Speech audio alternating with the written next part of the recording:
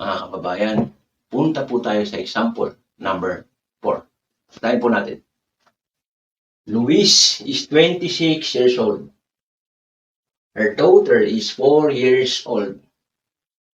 In how many years will Luis be double her daughter's age? Ito pong question na to, medyo kaiba siya doon sa tatlong naunang problem. Sige po, isa-isahin po natin. Unahin po natin yung first sentence. Luis is 26 years old. Therefore, malinaw na malinaw. Ilagay lang natin yung age or present age ni Luis kasi meron pong is. Therefore, ilagay po natin dito 26. Second line of sentence, her daughter is 4 years old. So, malinaw na malinaw. Present tense. Ilagay lang po natin dito 4. In the third sentence, in how many years will Luis be double her daughter's age? Kung iintindihin po natin itong third sentence, malinaw na malinaw is future. Future po ito future tense. Pero although future tense siya, pero hindi po sinabi yung span of years. Actually, yung span of years na yun doon sa future, yun po yung hinahanap dito.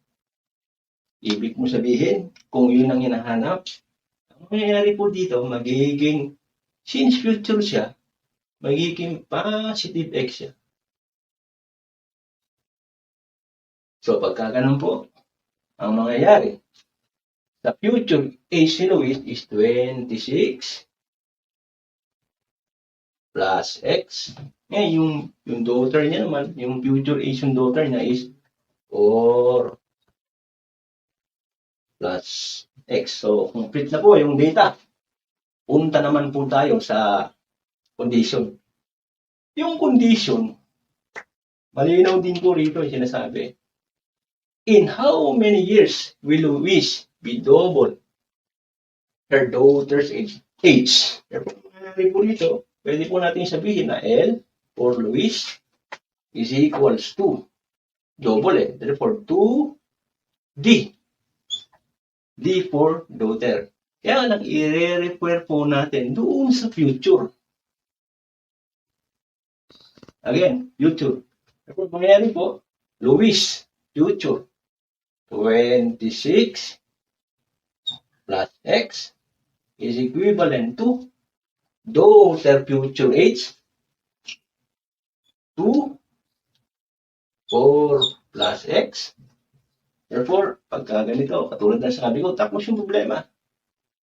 26 plus x is equivalent to distributive property 8, 2 times x plus 2x. Therefore, lagyan na natin dito, 26 minus 8 is equivalent to 2x minus x. 2x minus x is malinaw, x. Therefore, x is equals to 26 minus 8 is equals to 18. So, ang tanong po dito, how many years will Luis be double her daughter's age? Ibig sabihin po is x is 18 years. So, ito po yun. Yung mismong span of years, doon sa future. So, this is our final example na sabi ko.